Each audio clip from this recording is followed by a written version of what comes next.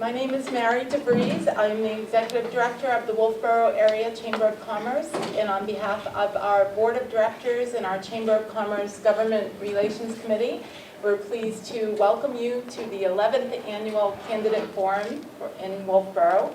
And I want to also point out, if you haven't already taken one on your way out, please pick up a Wolfeboro area brochure. It is full of information, maybe some reminders and maybe new information about Wolfeboro.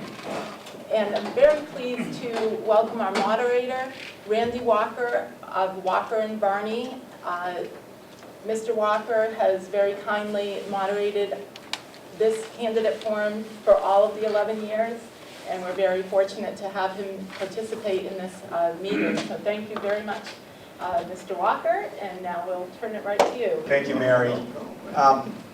Again, my name is Randy Walker. I'll be moderating this evening what we call Candidates Night. It's an informal gathering to let the candidates tell you a little bit about themselves, what the positions that they stand for, what they're passionate about. We do want to thank the Wolfeboro Chamber of Commerce for sponsoring this. As Mary indicated, they've done it for 11 years, and again, it's a great opportunity to provide the public with input and let everybody know where people stand. And particularly, we appreciate the candidates. We appreciate your willingness to serve and your interest in serving. And for those of you that don't get elected this time, we encourage you to run again. I tell a quick story that when I was in college, my parents moved from Massachusetts to Brookfield, New Hampshire, and my father thought he should be a selectman, could be a selectman. And the first year he ran, he didn't know anybody, got 9 votes. Obviously didn't get elected.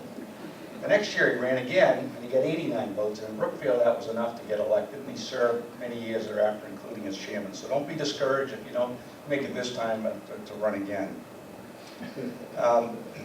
So the purpose, again, of tonight's meeting is to have the candidates initially make introductory remarks, tell us a little bit about themselves, their background, and what they may be passionate about. And we'll open it up to questions from the audience. And we do have 3 different races this evening. We have 2 people running for police commission spot. We have 3 people running for the Governor Wentworth Regional School Board member-at-large position. We only have 2 of those 3 here. Lois Jean Stevens is not here this evening. And then we have 3 people running for the state representative spot that was vacated by Harold Parker. So even though we have 3 different groups, you're happy to ask questions just generically to all the candidates, or if you have a specific question just for school board members or just for the state representatives or for the police commissioners, feel free to ask just those bulleted points. We do have 90 minutes that will be here this evening, so introductory remarks generally take 15 or 20 minutes. We don't put this on a time clock at all. We just use the rule of reason. We'll have an hour roughly of questions, and then when we get around 6:40, 6:45, we'll give the candidates an opportunity to make closing remarks and hopefully have you all home by 7 o'clock for dinner. So with that having been said, why don't we start with introductions from the candidates, and we can start all the way down the end with you, Matt, if you don't mind, and then we'll just work sequentially right back. And then as we do questions, I'll try to have somebody different start each time, but try to keep it in a secret. So when we start with you on the end. Sure. Hi, I'm Matthew Platch, Republican candidate for state representative. I live on a small farm here in town, south end of town, with my wife Wendy and our 3 children and a bunch of dogs and cats and horses and chickens, etc. My wife and I moved here 6 years ago from Northern Virginia, where we lived right across the Potomac from Washington, D.C. And we moved to Wolfeboro because we wanted a better life for our family, a better environment in which to raise our children, and we found it. We love being part of this community. We anticipate staying here permanently, and we hope that our children will stay here and be able to stay here. As to my background, I grew up in New York State. I attended public school. I went to Cornell University where I did my undergraduate work. I then got a JD from the University of Chicago Law School. I've been practicing law for 30 years. The majority of my work as an attorney has involved representing clients before federal agencies. I've done a lot of environmental work, I've done a lot of communications law practice. I've represented chemical companies, drug companies, large national communications carriers, mostly wireless communications carriers. For the past 12 years, most of my clients have been municipal, county, and state governments, public safety agencies, police and fire departments. For example, I represented, did a lot of work for the state of New Mexico. Got them a $54 million grant to upgrade their statewide wireless communications transport network, get it ready for broadband communications. I'm currently doing some work for the city of Los Angeles, a complete rebranding of their police, fire, and citywide radio systems, all of which is I was able to negotiate with a large carrier to pay for that, about $10 million transaction. I support education. We need to energize our teachers. We need to give our schools the resources they need to educate our young people. But we also need to support businesses so that when our young people are done with school, they have jobs here in New Hampshire. They don't have to leave the state to find opportunities to work. We need to deal with the opioid crisis. But we need to give treatment provide treatment to those addicted, but also find ways to stop the pipeline, to stop the dealers and the distributors. And a lot of that's going to depend on cooperation between local state police agencies, as well as agencies out of state, and federal agencies as well. I believe in Second Amendment rights, I believe in First Amendment rights. I believe we need to show support and respect for all people, regardless of race, gender, religion, sexual orientation. We should be a community that is good for everybody, that allows everyone to grow and prosper. I'm asking for your vote to state representative. I want an opportunity to serve, give back to my community based on what I've learned. Thank you. My name is Seamus O'Scally, and like Matthew and Edie, I'm running for the state representative position being vacated by Harold Parker. I'm going to I've got a card at the back, and I'll encourage everyone to check out my website. I'll be brief in my opening remarks. There's plenty on the website that will tell you all about my background. I'll go fairly quick. When I was 16 years old, I went to college at Simon's Rock College in Great Barrington, Massachusetts. And I then transferred to Rice University, where I majored in mathematics and behavioral science. After getting my BA, I went to Princeton University, where I obtained my PhD in neuroscience. My business background came about in 2000 when I decided to make a career change from being a scientist to being a management consultant. And that's really where my focus would be if I'm elected as state rep. My focus is going to be on business development, preserving and enhancing the freedoms we enjoy already in New Hampshire, but also creating more opportunities. New Hampshire has what's called the New Hampshire advantage.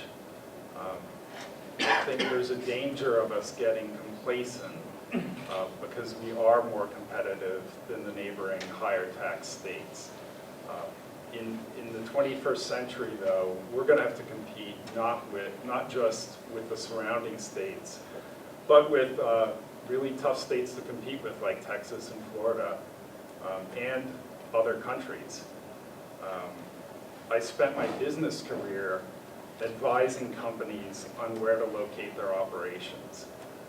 So I've done this on multiple continents with dozens of projects, dozens of companies, and I've met with literally thousands of business leaders and civil leaders as well.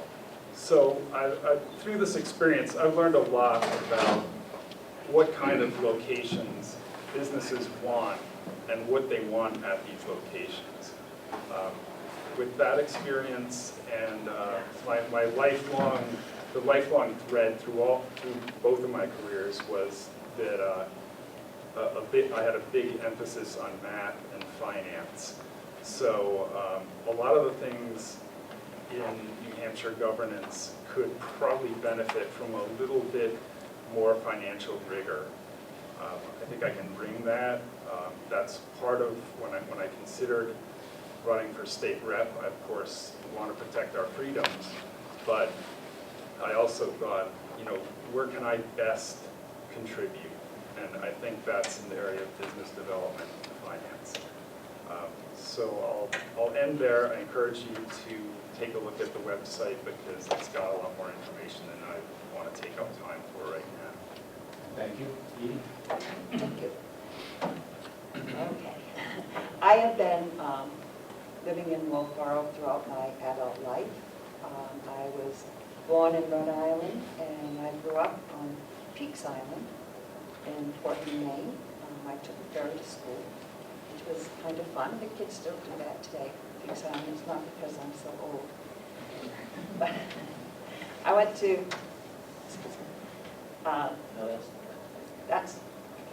I went to Portland High School and Gorham State Teachers College at the time. I was educated to be a teacher. I grew up in a fairly low-income family, and I certainly know what it's like to have working parents who work 7 days a week. And I can't say that I had a difficult childhood because I lived in an idyllic place and I had wonderful parents. But I know how hard my parents had to work. My dad ran a small business on the island. And like Wolfeboro, it was seasonal, so we had our good seasons in the summertime. It was great, but in wintertime, my dad had to take on extra jobs. Until I was in high school when he got a job in Portland, really a union job. And for the first time, we had a stable income. And I was able to go to college. My brothers were able to go to college.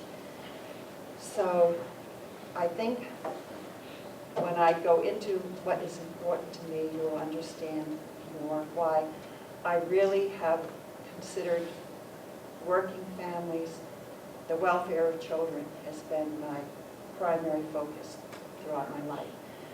So my family moved to New Hampshire when I was in college, and that is where I met my husband, Paul.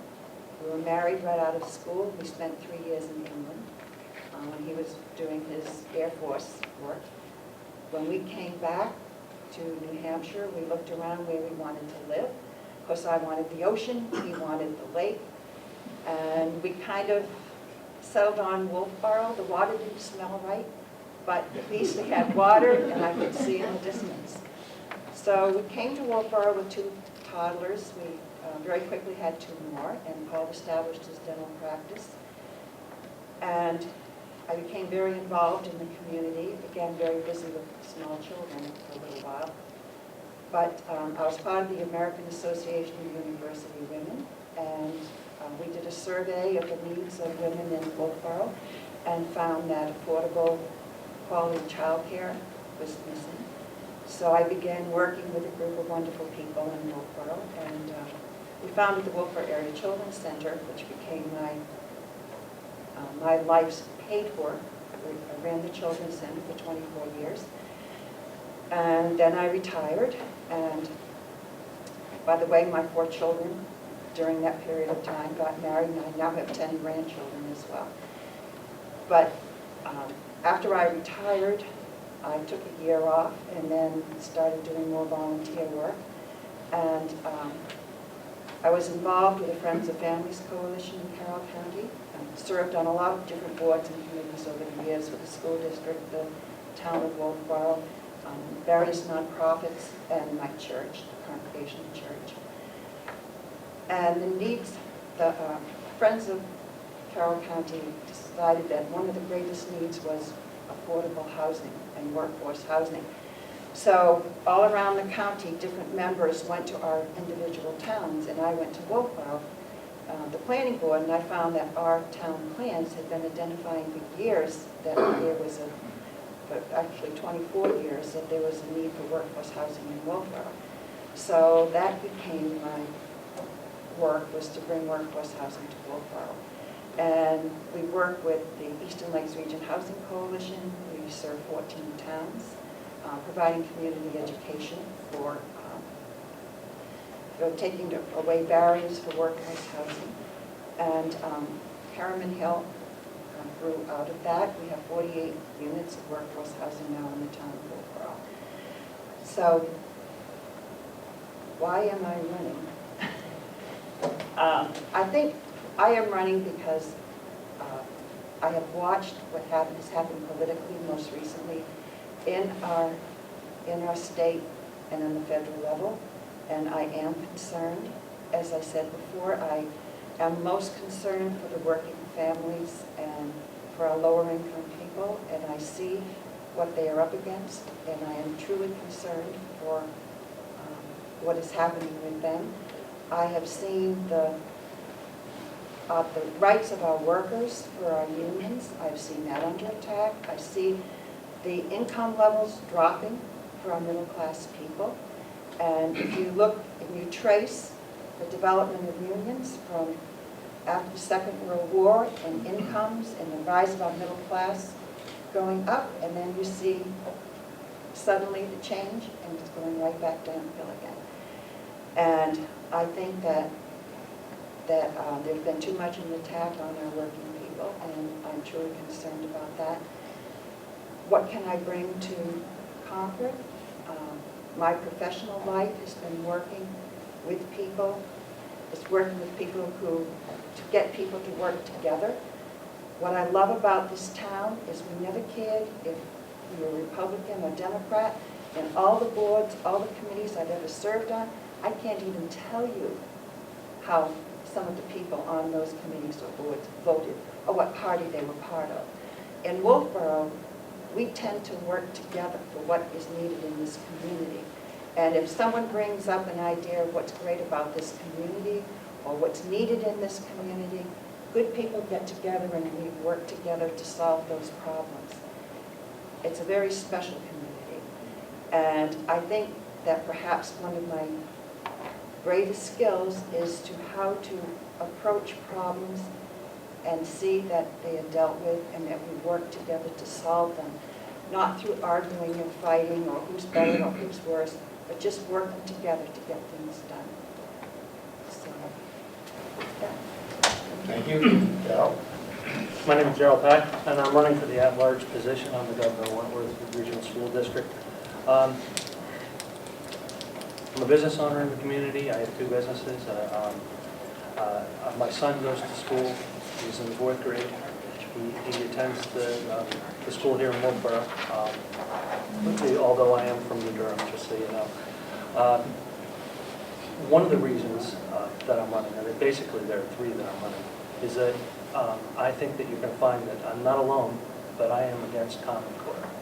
And I see it as a very big problem in our school system. And right now there's a lot of legislation that's at the House that's going to defer funds out of our public school system and share it with charter schools, with homeschoolers, and a couple of other groups that they've mentioned. And these bills are likely to pass. What that's going to mean for our school system is less money.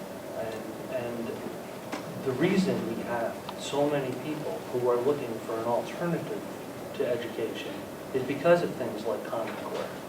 And Common Core, I mean, we could probably argue about it all day long, but what I'm looking for is some evidence that Common Core works. I see it certainly within the group of people who like Common Core. They're saying, well, we're making this progression and this progression, but long term, I don't believe in it. I don't think it works. I think there are a lot of people out there that don't believe in it, and that's the main reason I'm running. Now, there's a couple of things that I might be able to offer as well. There's, the next reason that I'm running is that I would like to, because I'm from New Durham, I apologize. While we're on that note, if any of you I think shut mine off a it's a minute great ago, I time to thought. take them, I'll make sure they're off. Anyway, what's happened is that I'm from New Durham, and the price of education for people who are from New Durham, we're the number one, we pay the most per student of anybody in the school district. And I really kind of understand how that happened. But what we don't understand is where these big lineups, that's a big budget, but there's no way for us to see what is being spent on what. We know $27 million is being spent on salaries and with benefits and retirement. It goes to 35 million. Now, we see the big line items, the tuition, that type of thing, but we don't see the breakdown of actually where the money goes or how it's applied. And so I think for a lot of people like me and our selectmen in our town, we would like to see more transparency in the budget. We would like to see where things go. The final reason is that I feel that I can do the service to the Governor Wentworth Regional School District because of my background in building. Certainly I would hope that I could contribute in that way and be an asset to the school board. And I want to say about the school board that I've been watching their meetings, and they're a good bunch of people. They work hard. I understand what pressures they're under, and I understand that they need to get funding. I understand that they're all doing their level best, and they're a good group of people. I'm real impressed with what they do. But if we don't do something, our funds are going to go, and it's going to result in more taxes for everybody. It's going to result in depleting the resource that we are putting into our public school system right now. So that's why I'm running. Thank you, Darrell. Wendy? Sure. Wendy Fenderson, also from New Durham, running for the at-large school open seat for the school board. I have lived in New Durham as well my entire life. My daughter is here. She's the third generation that will be graduating from Kingswood from my family. I did serve for the New Durham seat for 3.5 years, and I truly enjoyed it. It was a great learning experience for me. My background, I went to Kingswood, and then I moved and went into college, and then I graduated, and I started working at Cabletron. That was one of the very first high industry companies here in New Hampshire, and I supported the executives there, and one of our executives decided to run for governor of New Hampshire several years ago, a long time ago actually, and I went with him to Kingswood, to the State House, and supported him there. He was very passionate about education, and we did a model program, and we worked with the state of Maine, who has a laptop computer program that has 1-to-1 ratio of middle school students that have a laptop in 7th and 8th grade. So we looked at New Hampshire, and we picked 6 schools that were in need of improvement, and we raised money through private funds, through businesses in New Hampshire, and we started a pilot program for 7th and 8th grade students to have laptops, because this was really the kind of back in 2002 where innovation and technology were morphing into schools. So he founded a foundation called the New Hampshire Advantage Foundation, and I worked for him on that foundation for a couple of years. The state obviously did not adopt the program, and which was too bad. But as technology evolved, you will notice Governor Wentworth is also now doing 1-to-1 ratio. They're choosing Google Chromebooks, and technology has certainly morphed in education here. So that's really where kind of I got interested in education, working for the governor, working for the laptop program, meeting with the teachers in the 6 New Hampshire schools, traveling from North Haverhill, New Hampshire, Allenstown. It was a great experience to really truly, I think, for me to be so appreciative of Governor Wentworth Regional School District. We have amazing teachers, we have amazing buildings. I know we're regional, but I can tell you that I have never felt out of place in Wolfeboro. And I ended my employment there after several years and came to Huggins Hospital. And I think I've been there 9 years now. I do the medical staff services manager department. I love working in Wolfeboro. It gives me a sense to be near my daughter, more in the Wolfeboro community. I get to see a lot of people, every day throughout the district. I can tell you that was probably one of, again, I can, go to the school. Then when I was serving, I also, after my 3.5-year term ended, I did a couple of subcommittees. I worked on the new standardized report cards. They implemented them about 4 or 5 years ago, so I did work with all the teachers on subcommittees, more as a parent role of interpreting how would I view this as a parent, do I understand it, is it information, what can we do?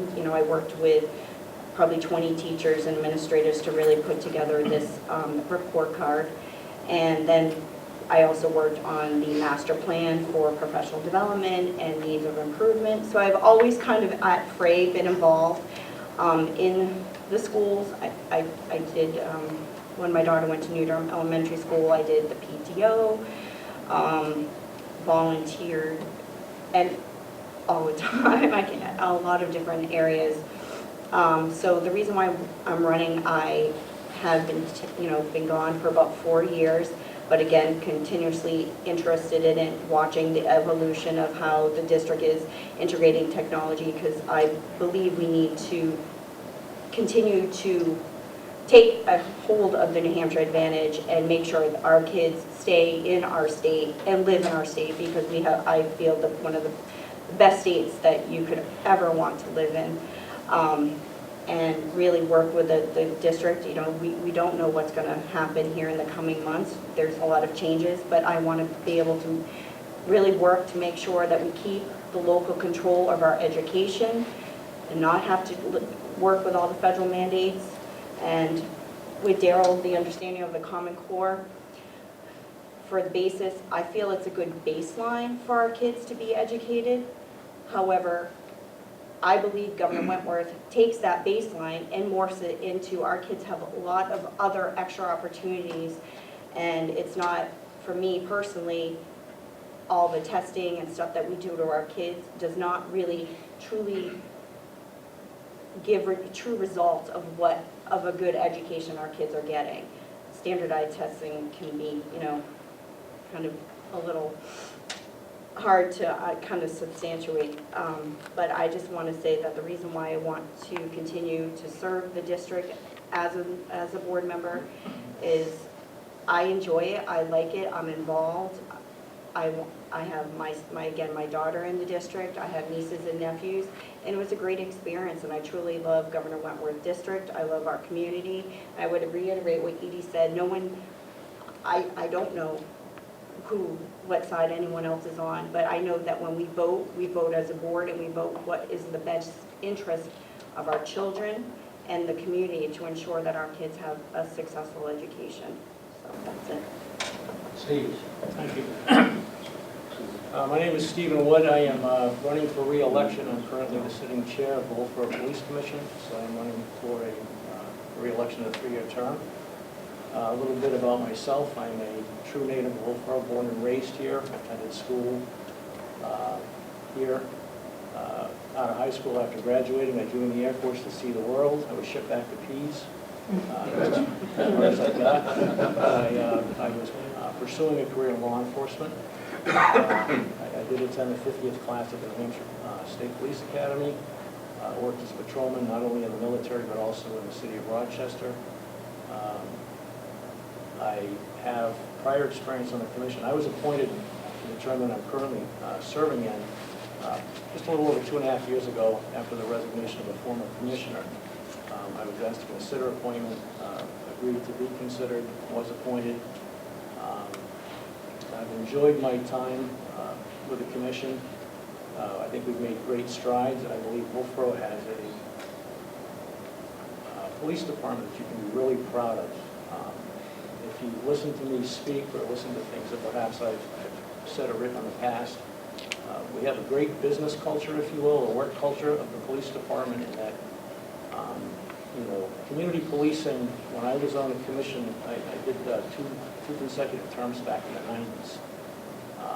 And I was interested in pursuing community policing. Fast forward about 20 years, and I'm very, very delighted that's become the onus of the department. We're looking to make the department as transparent as possible, as transparent as it legally can be. The commission avails itself to the general public in any way that we can. We're approachable, we're reachable. We want to hear from you. I see Suzanne Ryan here tonight. She was at our meeting last week. She made a great reference to the possibility of procedures or some bylaws for the commission to operate. I'm very proud to tell you that I did call her the next day and thank her. This is not for release yet. This is a rough draft, but it's 4 to 5 pages of policies, procedures that were sent electronically to the other two commissioners today. Once they've had a chance to review it, put their spin on it, what have you, and it'll be staffed through town council, making sure that everything's legitimate.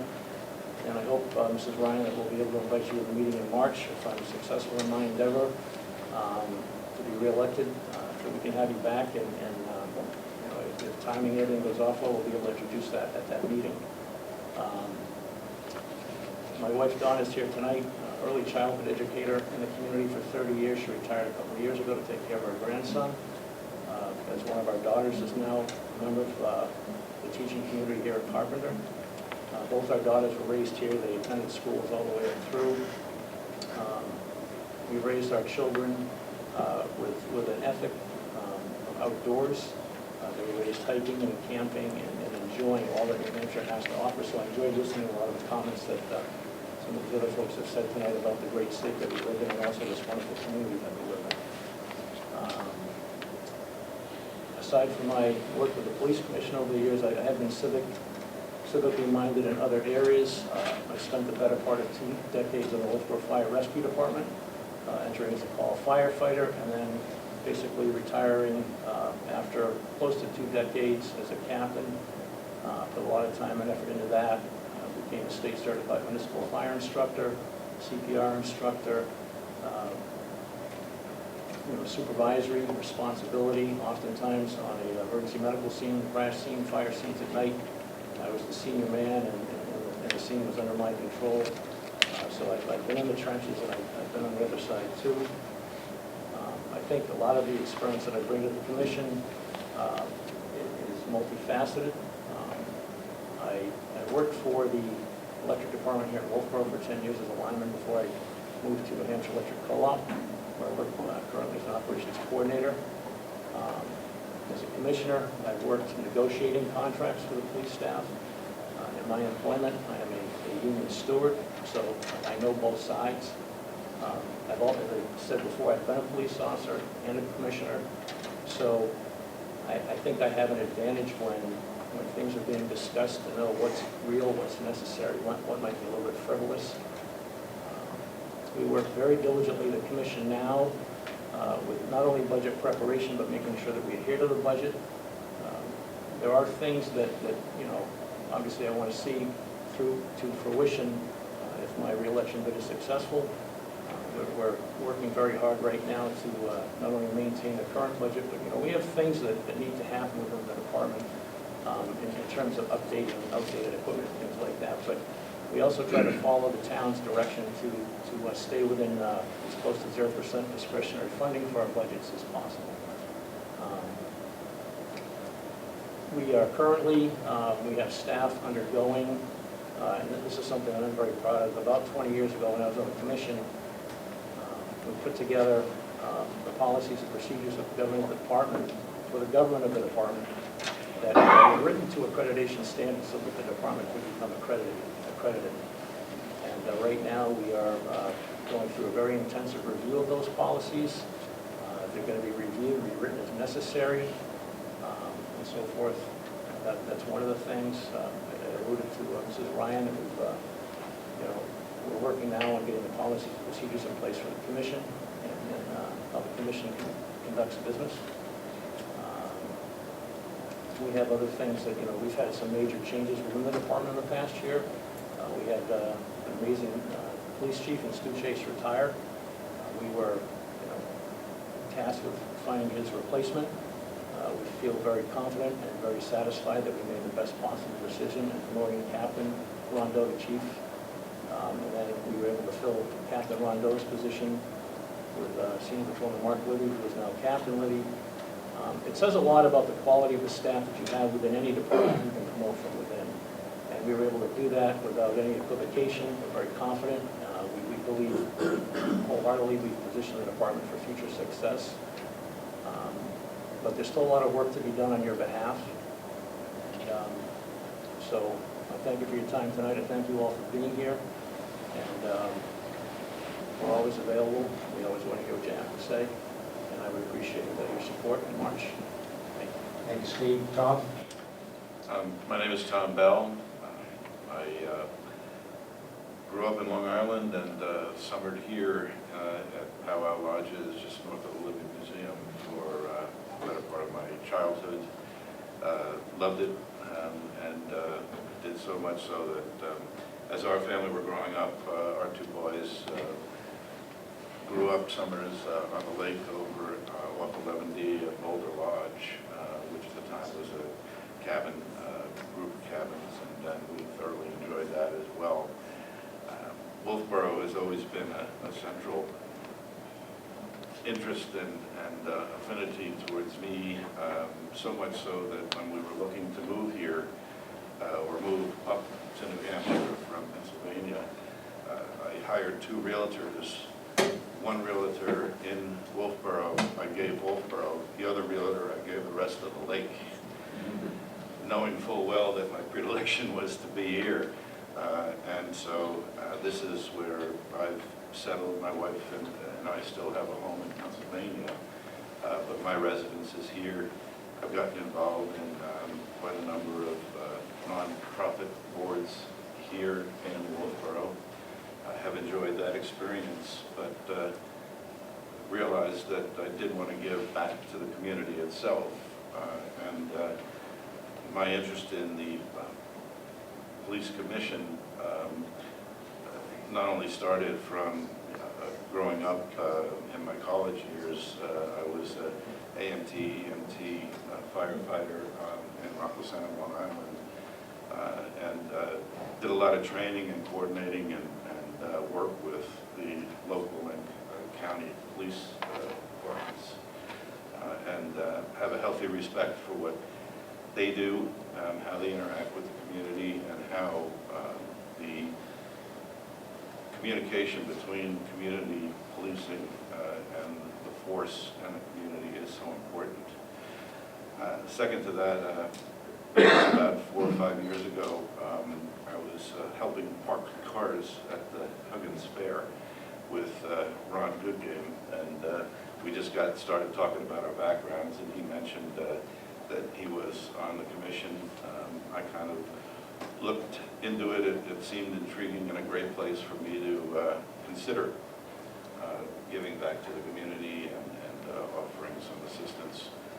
And so really that's my prime motive for running. I think I have qualities, having been on boards before, having worked in the business community, starting 3 companies now, one very successfully and one right now I'm still building. But in a way, the interaction between the commission and the police force has a certain communication bent to it that I think I can help with as well. So I welcome the opportunity to do that, to answer any questions that you may have, and thank you for your time, and thank the Commerce, or Chamber of Commerce for putting this together.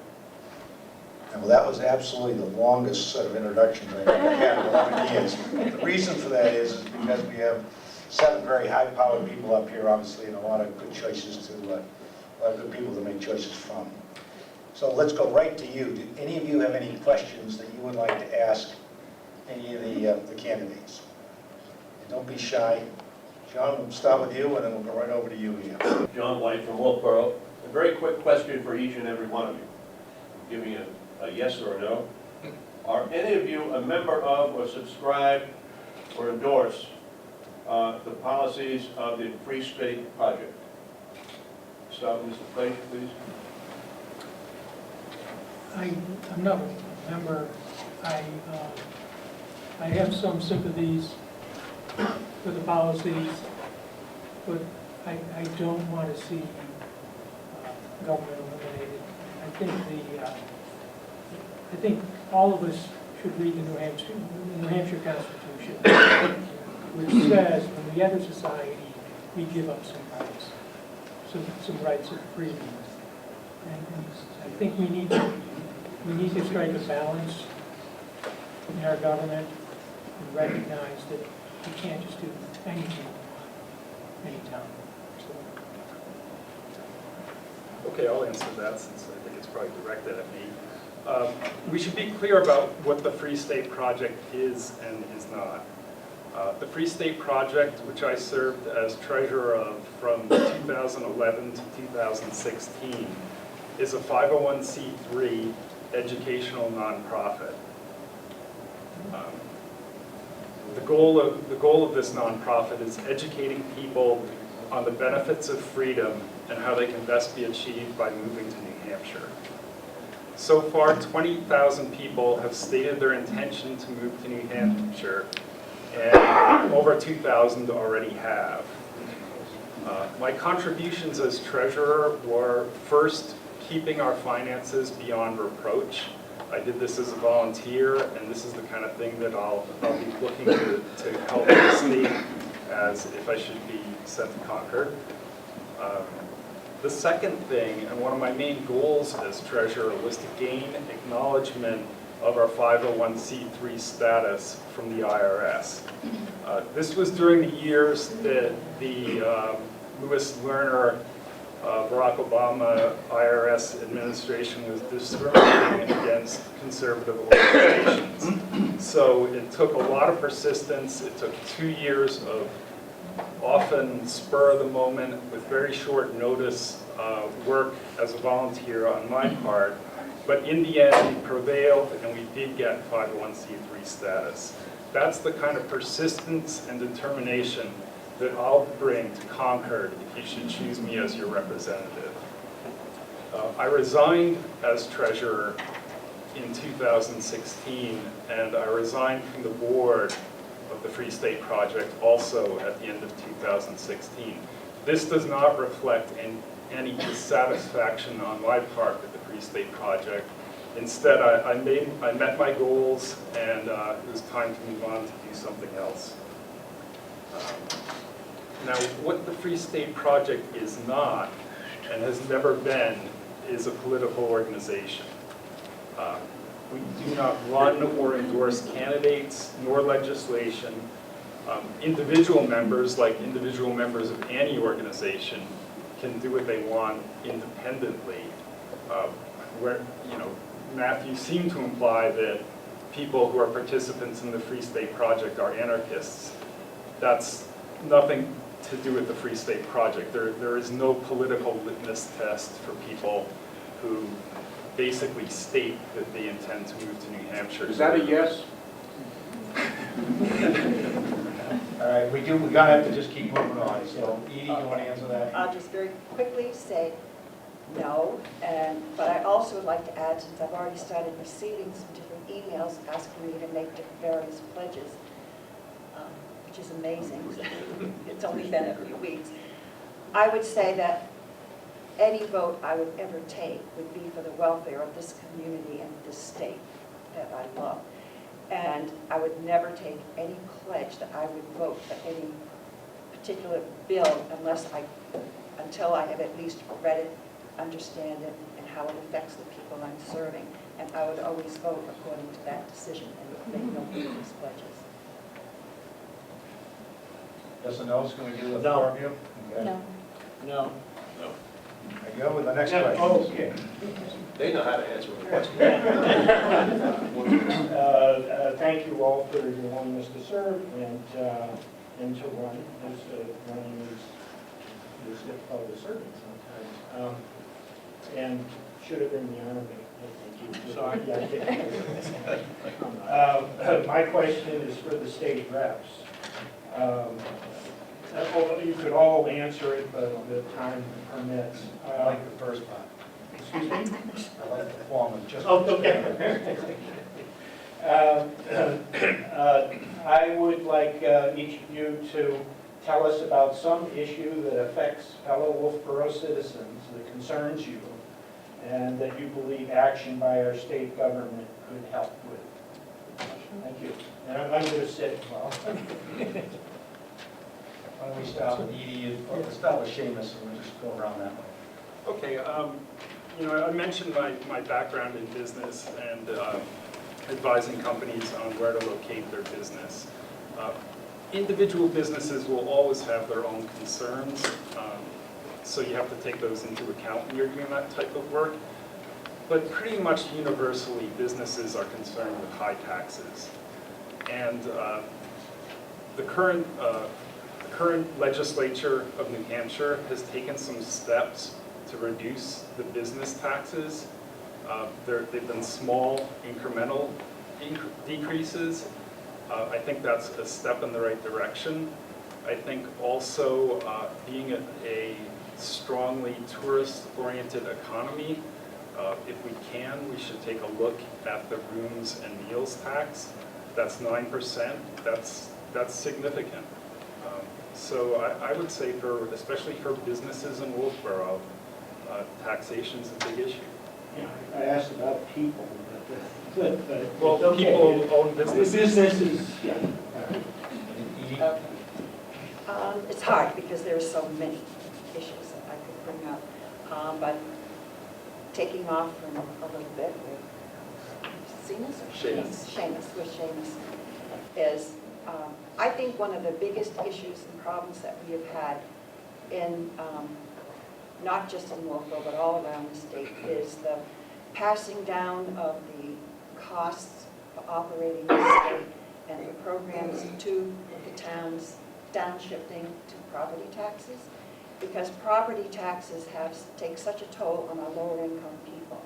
It's very disproportionate the way it hits us. And our lower income people and our working people, because they have to pay such a large percentage based on their homes, they can be paying 8, 10, 12% of their income on property taxes, on their taxes. Whereas those of us who are better off are paying probably 2 or 3% of our incomes on property taxes. And every time we try to come up with a way to tax our state that avoids a fair tax system, like going through our businesses or nickel and diming on our fees, I think that it's a major problem. I don't know what the answer is for New Hampshire, but I think that's something that our legislature should be looking at, because they're downshifting, just as we do to the county when with their Medicaid payments for our county home. We only get 70 cents or on the dollar or something of what the expenses are. And so that goes back again to our property taxes, because our county budget has to make up that shortfall that the state's not paying and the state responsibilities. So again, it goes back to our property taxes. So I think one big thing, I don't think we'll solve it overnight, but I don't believe low taxes is the New Hampshire advantage. I think the New Hampshire advantage is the quality of its people, the education, and our environment. So I think that we need to get real and start accepting responsibility for maintaining responsibilities in our state. And that? Well, you know, I don't like taxes either. I could easily go with taxes. I think we need to deal with the opium crisis too. I really think that's affecting a lot of our young people.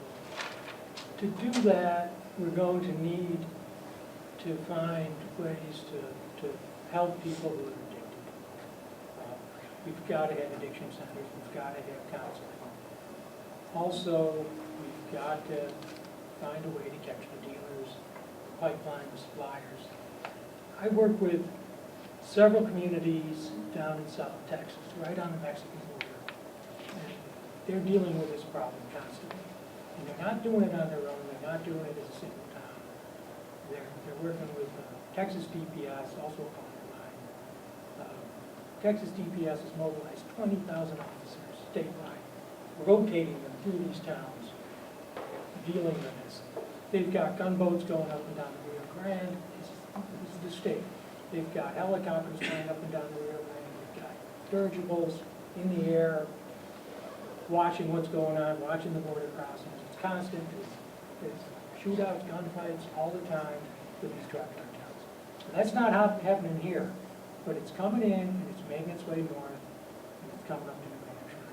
So this isn't just a New Hampshire problem. We've got to reach out to other states and to the federal government to deal with it and shut it down. And I think if we don't do something about this soon, the problem's going to get real devastating pretty quickly. We need to save our young people so they can have jobs in our community. They can work in the small businesses here. They need the training. They don't need the drugs. So. Joe? Yes. Joe Melanson, just have a question for Mr. Bell. Mr. Bell, you were running police commissioner and attended the last police commission meeting. Just like you can tell the public why you did that. And what was your perception as to how the police commission addressed a concern from a member of the public? And what if you were that member of the public with a concern? How would you feel? I know this is probably not been aired yet, but it might be something that you'd like to look at the last meeting. I'm just curious how you would change his perception to the members of the public who would come to approach the commission. Before you answer it, Steve Wood will be able to answer the question as well, so we'll be fair on all candidates. So go right ahead, Tom, and answer the question. Sure.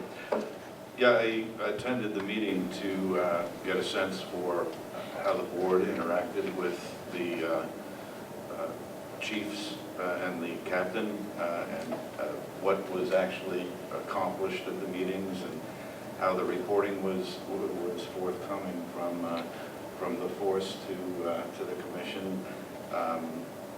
I felt very comfortable and confident with the level of reporting that was shared with the commission. The two individuals in the room, it was hard to get a sense for the person on the phone, but I thought the interaction between the chief, the captain, and the commission was very appropriate. Good line of questioning. The reports were went over thoroughly.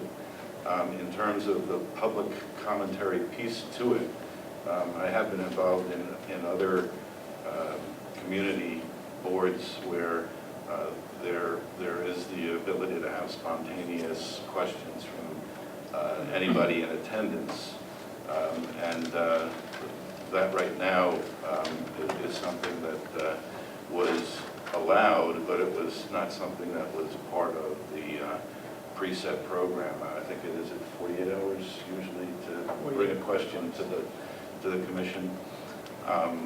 But other than that, you know, the board and the reporting from the police department and the sharing of information was good. You know, the way I see the ability of someone who is attending a meeting to ask questions more contemporaneously is a result of something that comes out of the reports that are given. The ability to ask a question based on whatever the discussion is. So that's kind of how I view the meeting. Obviously, I was there as well, chairing the meeting. And I think I know where Joe's question originated from. As I stated earlier in my introductory remarks, the commission does avail itself to the public. Obviously, when there is a meeting, and we're getting better at it, again, we did act immediately after hearing remarks made in that same meeting by Mrs. Ryan. We've been trying to streamline and put into place some policies and procedures and make it fair and equitable for everybody to come to the commission to talk to us. Obviously, our meetings have to operate within the confines of the law. So, for example, if you want to come and talk to the commission about an item that is of no concern per se to the right to know law, that can be discussed in the open meeting. And we welcome that. And kind of in keeping with what Tom said, also, as we're discussing our general business, if you will, because it is in all intents and purposes a business meeting. When the executive or the command staff is providing information from the previous month's activity, which obviously enables the commission to keep up with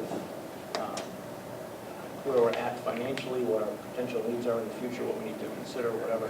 As we're going through that, if questions arise from people in the audience, they're obviously welcome to raise their hand and ask a question pertinent to the subject matter at hand. If they have a special item, we've asked that they respectfully, one, request to be on the agenda, and they have to do that prior to 48 hours, and they also give us the information that they wish to discuss so that we can prepare adequately.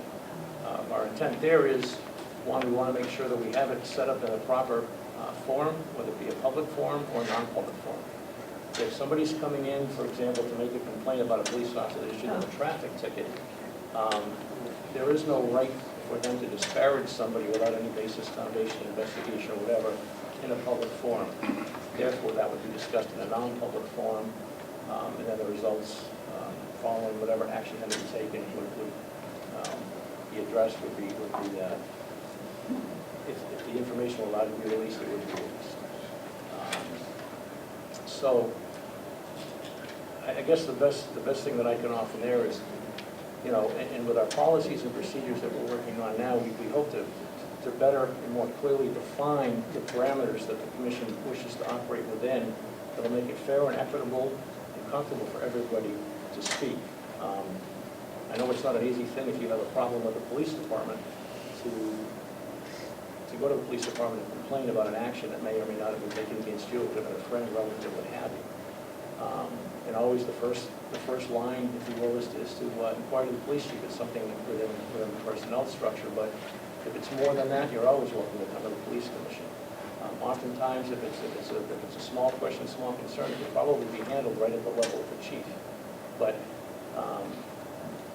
I mentioned earlier that the commission avails itself to the public. We do that. You're free to call us. You can call the station and say, have Commissioner Wood call me, have Commissioner Goodgame call me. You don't have to divulge anything. You can just make the request, and the dispatchers will adhere to that. They'll put you in touch with us. It'll get to you in as timely fashion as possible.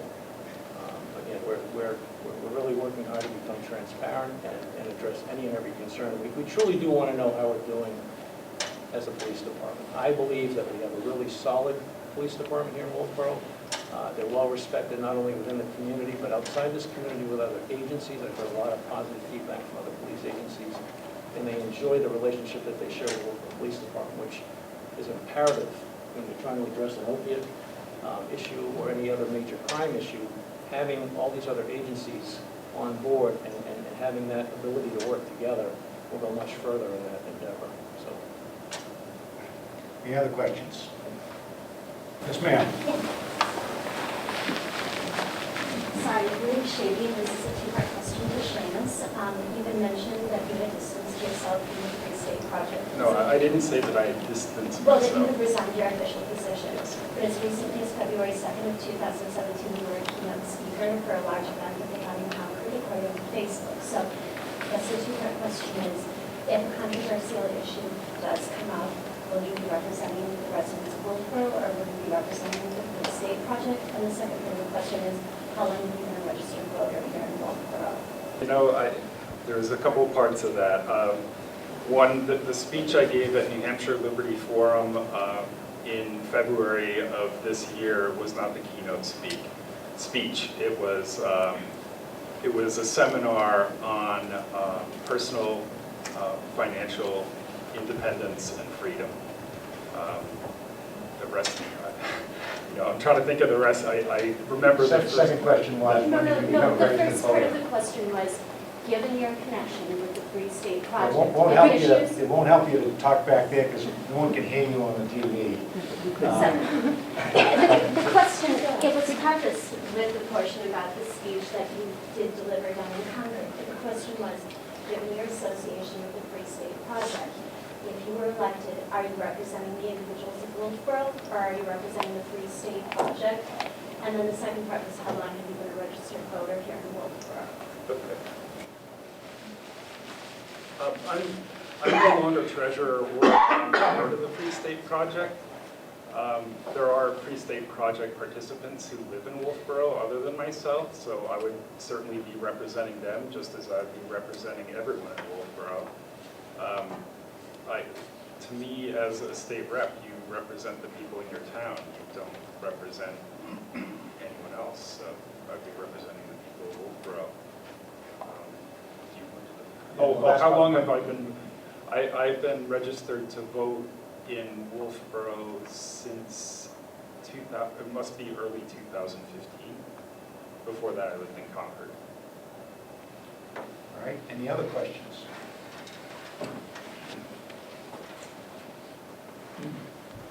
Hi, I'm Art Slocum, and my question is directed to the ones that are running for state legislature.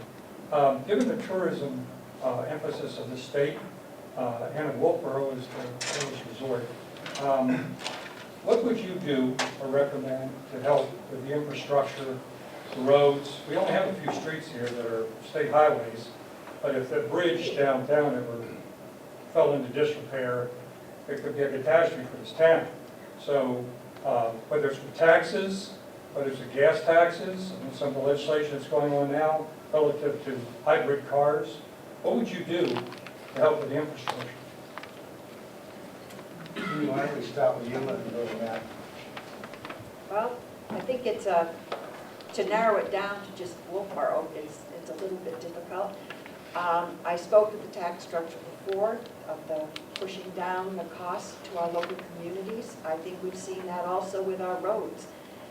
Years just recently in Wolfeboro, I've noticed we've had to take over more and more of the state highway roads, to take over the maintenance of the roads. That's something else that has been down. But I think what at the state level, what we can do to encourage tourism in our area, which would benefit Wolfeboro. I think one of the first things we need to do is we need to protect our natural resources. We need to protect our environment. We need to make sure that our water stays clean. We need to make sure that our lakes remain clean. Because these issues are clean air, our recreational opportunities that we have in our region. So I think that we need to, at a state level, we need to support the tourism industries, with our chambers of commerce, and how we promote our communities. As I said, obviously to maintain the environment, and I think also we need to look at our tax structure. Another thing we do to our tourists, which I wonder how we're going to get away with it, is we tend to prefer to get more of our revenue from the people who are visiting our state, versus so that the costs don't fall on us. We have our taxes that we put on rooms and meals. I think we have to be careful not to make those too high, because that again might encourage people not to come here. So I think there are quite a few things that we can do at the state level, as I said, but primarily I think we need to protect our environment and the beautiful area that we have in our natural resources, because that truly is what people come here for. Matt? Oh, I think it's important to anticipate these costs, and it needs to be done at the local level, but as a state rep, we've got to try to get the state to pay for as much as possible and spread the costs out to the state. I don't really mind having tourists bear some of the burden because they're benefiting from the resources here. One of the reasons, one of the main reasons I think we move here is because of the natural resources, because of the environment here, because of the lakes we have. And it's a precious resource we have to protect and enjoy, and that's really what's bringing tourists here.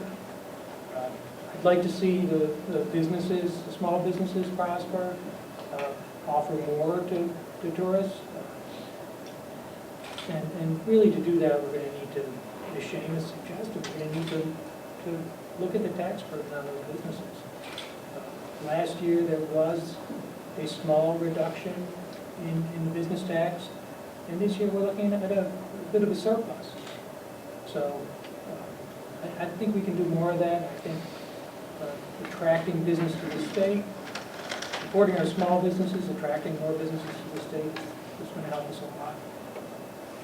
The final thing I think we need to do, and no one's really mentioned it yet, but communications. Broadband infrastructure here in Wolfeboro, in the surrounding areas. It's going to do a lot to bring tourists in. When I'm traveling, I need to be in contact. I need to have that broadband pipeline. And it's not great in New Hampshire. I mean, when I leave town with my phone, I lose coverage. So we've got to look at that, and we've got to look at that as a state and really figure out how to improve that infrastructure. And the Communications Act says that citizens in rural areas, which is basically what we are entitled to the same communication services the citizens in urban areas get. But we're really not getting them. So we need to look at that too. And that's going to help the tourists keep coming. They know they're going to be able to have coverage and be able to communicate when they're here. We'll make their lives easier on their vacations. So. Thank you, Matt. Seamus? Okay, just to follow up on what Edie and Matt said, I chose to live in Wolfeboro. I can live pretty much anywhere I want.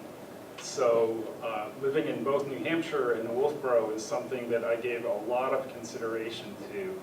And a lot of why I chose Wolfeboro is the excellent environment, the natural beauty, the accessibility to both mountains and lakes. And since my girlfriend and I moved here, I've got to say it's exceeded my expectations vastly. Wolfeboro is a great place to live, and we need to maintain things like the roads. I'm not sure with respect to the particular question if you were addressing locally funded or state roads, but this is not something new. The state and the local government know that they have to maintain the roads. Looking at the town warrant, we're certainly going to pay for maintaining the roads. So I think that's something that you have some oversight as a state representative of, but you know, I don't think it's really a role of a state representative to micromanage something like that. I think you have to have some level of trust in the people at the state and local government. If things are going wrong, and we've seen that at the county government, then that's when the state rep may have to take it on himself to get more deeply involved in things. Any other questions? Yes, sir.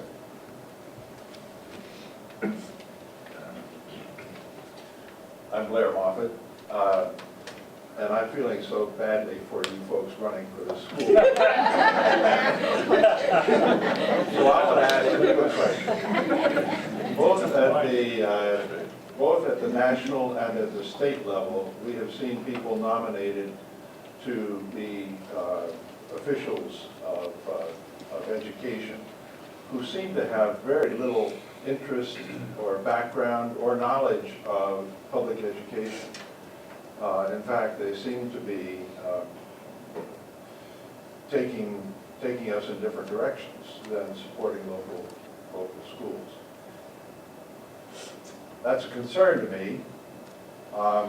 Just this last week, I had occasion to be across the street at Carpenter School and was amazingly impressed with the quality of the staff that we have, with the atmosphere in the school, with the interaction of teachers and students.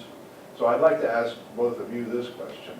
How, in what practical ways would you work to sustain and support the teachers and the administrators and the staff of our schools to make them even better able to provide the kind of education that only a teacher can give? Would you? Wendy, why don't you start? Oh, sure. Thanks, Joe. First, I have to agree, we have some of the best teachers, and we're very lucky. We have a very tenured staff at Governor Wentworth. Our teachers that come, they stay and enjoy their entire career at Governor Wentworth. To support them, regardless of, I guess, a political affiliation and what's going on in the national and the state level regarding the Commissioner of the State of Education, the Secretary of Education, I guess we're going to have to truly wait and see. Education tends to, change is hard for education. I think to support the teachers, what we can do is just try to ensure that we can, as a state, remain to have local control of our curriculum. Certainly aid them with, any, new curriculum, professional development. I think overall, again, we're going to really have to wait and see. I know there's certainly push for charter schools and, voucher programs, but I have to say, I would be shocked. Governor Wentworth has a very successful school district. I don't know if that is something that would come to fruition necessarily in this area, because we have one of, I think, the best systems that we could have in this area, for all of our community members. So I think the way that we support them now is great, and to continue as a board, we would work together to ensure that we give them all the tools that they can be successful. Change has happened several times with No Child Left Behind and the Race to the Top, and teachers, I can tell you, working on the school board and analyzing the Common Core and the standards and the curriculums and the expectations that the teachers have to deal with on a daily basis can be overwhelming, and I sit there in awe and go, I can't believe they do that every day. But we're lucky that our district does have teachers and administrators that do that every day, and is successful. We have a very high successful graduation rate. 46% of our graduating class go on to four-year schools, 6% in the military. Our kids are still engaged and excited in education for Governor Wentworth, and I think we will have to wait to see what happens.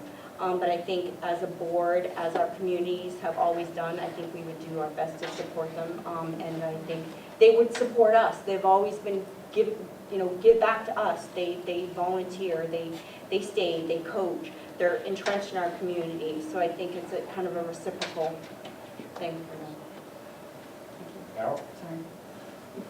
I think that I'm in agreement with her. We have an excellent school system. My son went to Carpenter School. He also is now in Crescent Lake, and the teachers there are excellent. And what I'm concerned about and what I have seen is how they've been implementing Common Core. And I think I might have mentioned I don't like Common Core. And what happened?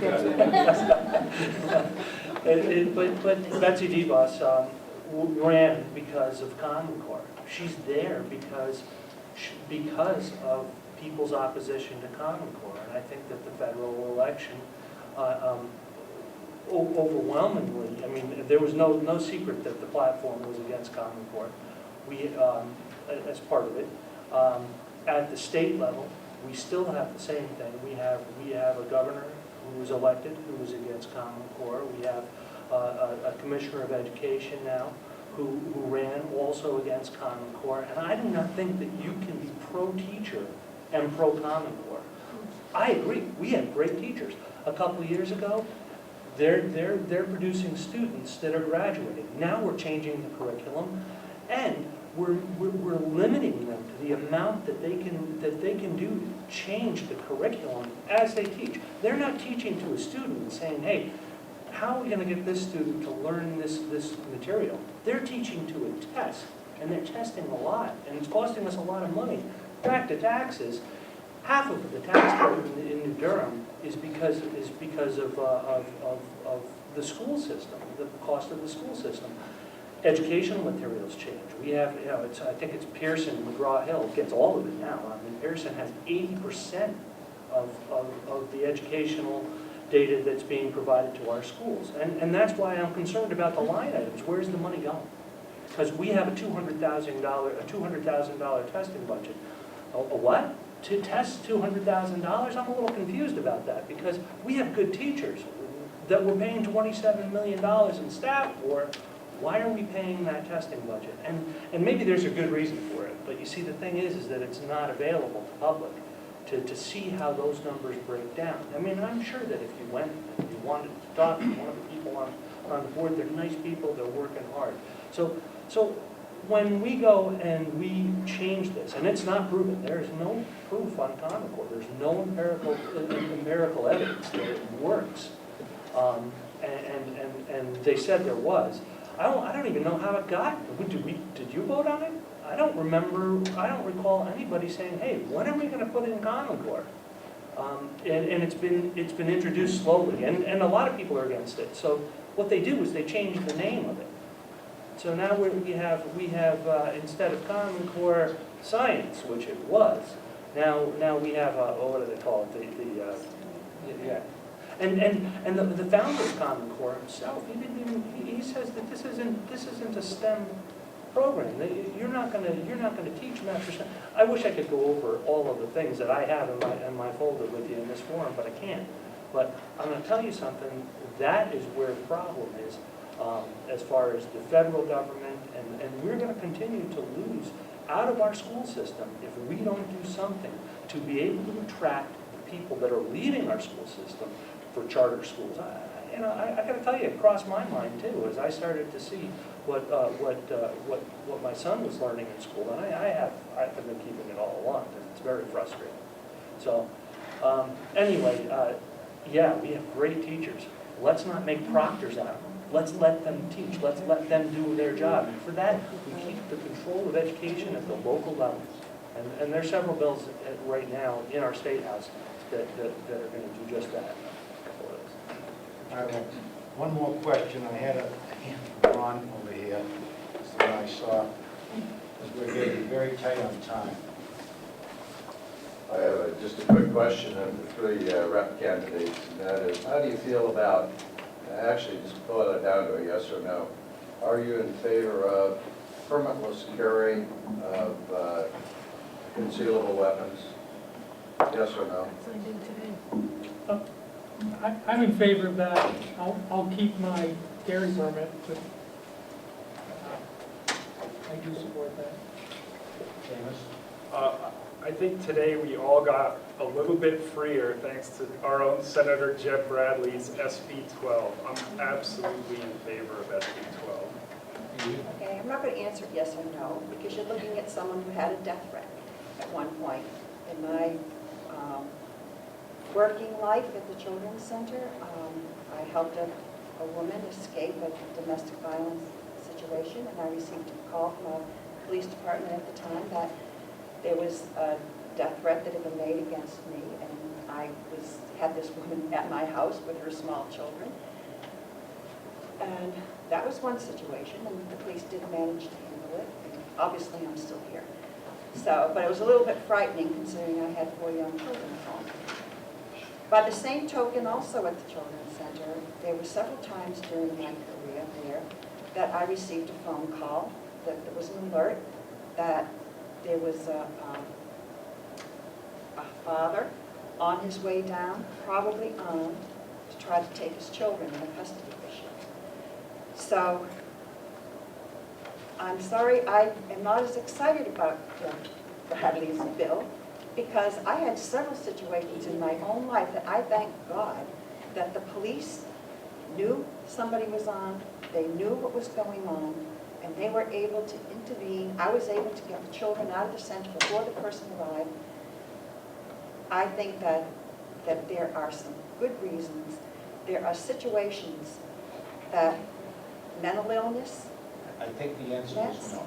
So the answer Just is, well, give it the time. well, I have a daughter who hunts, and I'll tell you, I've developed a really good taste for antelope and elk, because their whole family does. I have no problem with qualified people having a gun any more than I do with driving cars. But I believe there should be reasonable regulation.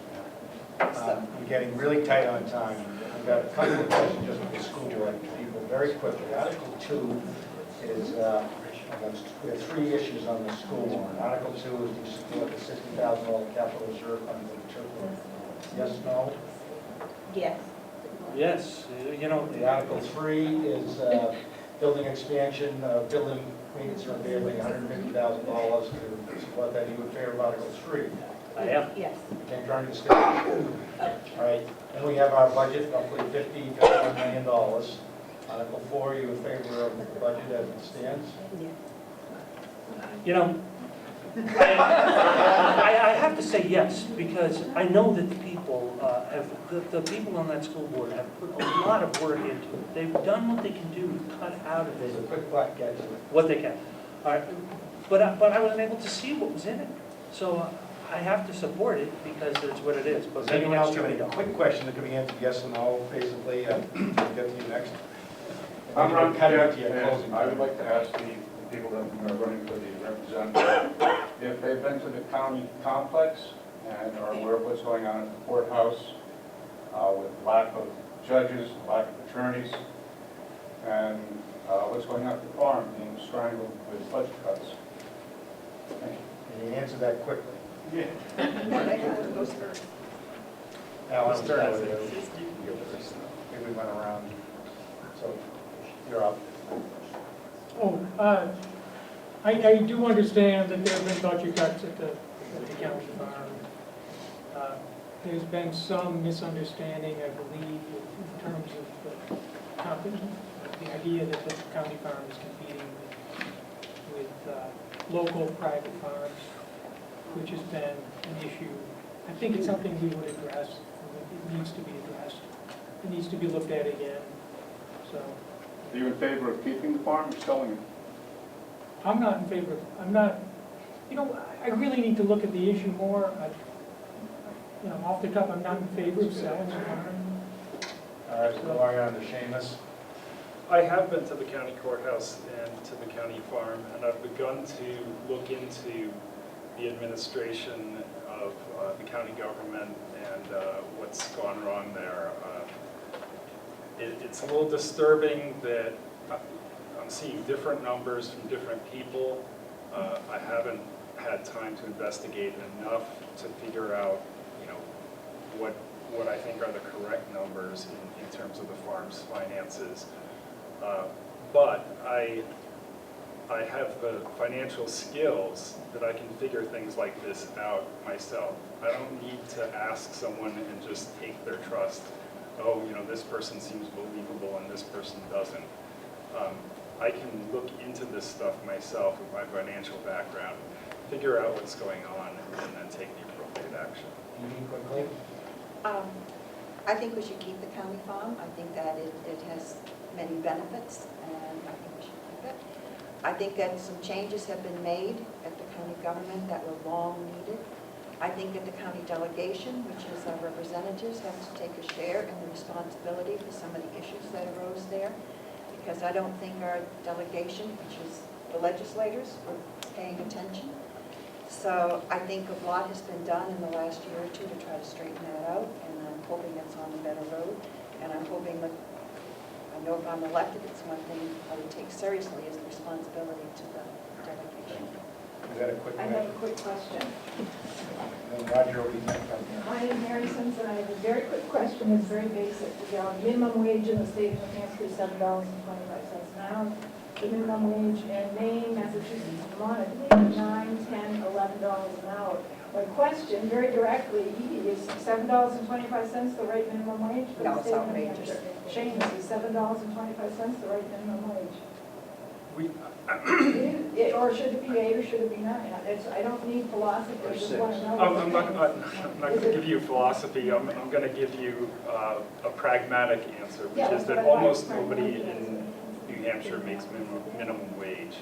The danger with setting a higher minimum wage is that at some point you're cutting off the bottom rung of the ladder for people to get. So is to be successful. $7.25 the right minimum wage? Well, my understanding is New Hampshire does not have a minimum wage. That's the federal minimum wage. But that's the minimum wage in the state of New Hampshire. Right, yeah, I'm fine So with it that. is the right minimum wage. And is that the right minimum So, wage? you know, my first job, right out of high school, Is it the right I was minimum working in a wage? factory making $7.20 an hour. What That year was was it was back in the late that? So that was a long time It was a ago. very long time. You cannot support a family on that, you can't support a family on that. Let him answer, but quickly. In Wolfeboro, nobody's paying minimum wage. It's hard I to just want my find. question answered. I really to see if people, to see if any, all three of you would just answer a question directly. It's a simple question. Is it? do you It's not believe it's necessarily a appropriate? simple Or question. is it not the right minimum wage? That's all I want to know. It's not necessarily a simple question, but I could support raising it. Okay, that's all I wanted to hear. If you raise supporting it. All right, so we now have 5 minutes left, we normally would have 15 and 20. So I'll give you each roughly a minute. We'll start at this end and go backwards to maybe pick a single issue as to why we should vote for you, maybe draw some distinctions amongst each other, or just take a quick pitch. But we've got roughly 1 minute. Yeah, as I mentioned to both Steve and Ron, my interest here is to give back to the community that I've really grown to respect and appreciate. I think I have something to offer for the commission. Not necessarily looking to knock somebody off the fence, but I feel it important to begin the process of meeting the community and getting my own attributes and abilities to contribute out to them and let them make the decision themselves. So I really thank everybody for their time, and I thank the Wolfeboro Area Chamber of Commerce for putting this together, and look forward to seeing all of you in the future. Steve, thank you. Mr. Moderator, I thank you for being here tonight at this time. And Mary, on behalf of the Chamber, I thank all of the Chamber for putting this forum together. I think it's very informative. I've learned a lot from the other candidates as well as my opponent. Again, on my own behalf, I believe we have a lot of hard work ahead of us that I'm very eager to continue to further the efforts of the Commission and the Police Department. I respectfully ask for your support in a few weeks on voting day. Thanks, Steve. Wendy? I just, again, want to thank Mary and the Chamber for this opportunity, and I as well learned a lot from everyone sitting at the table, and just again, want to ask for your support in the election in the coming weeks. Thank you, Wendy. Darryl? Yeah, I'd also like to thank people. I'm here because Wolfeboro in this area has been a community that has been very good to me, both professionally, and my son is here and he goes to the school, and so I have two reasons. I want to make sure that my son continues to have an excellent education and that I can give back to the community because they've also done a lot of great things for me. So, thank you. Okay. I do want to say thank you to everybody, and I know a lot of you know me. I have spent, as I said, my entire adult life here. I love this community. I've been privileged to have the opportunity to serve it in a lot of different ways over the years, and I hope that you will offer me the opportunity to serve you in Concord. Thank you. Dennis? Thanks to everyone for coming out. I know it's a work night, and probably by now you're pretty eager to get home. I I think my values are the values of Wolfeboro. I hope that you'll take a look at my website, and I don't want to belabor things any more than they already have been, so good night. Thank you. Well, thank you also for me for coming out. So I've been blessed with a lot of opportunities in my life. I've been able to do basically through my education. It's opened a lot of doors for me. I've learned a lot about how government works and as a practicing attorney, a lot about businesses, a lot about how business interacts with government, and a lot about how people live and survive. And I'm at the point in my life where I want to give back. I want to give something back to the opportunity, using what I've learned, back to the community, using what I've learned. So I'm asking for your vote. I'd love to represent Wolfeboro in Concord. Thank you all. Really appreciate you coming. The audience, this was one of the best attended candidates nights we've ever had. There's never enough time for questions. Everyone always has more questions. And hopefully you'll have other debates. I know OSP's having one as well, or candidates night, so if we didn't have enough of it tonight, we can go up there on another evening. Thank you for all being so professional and civil with one another.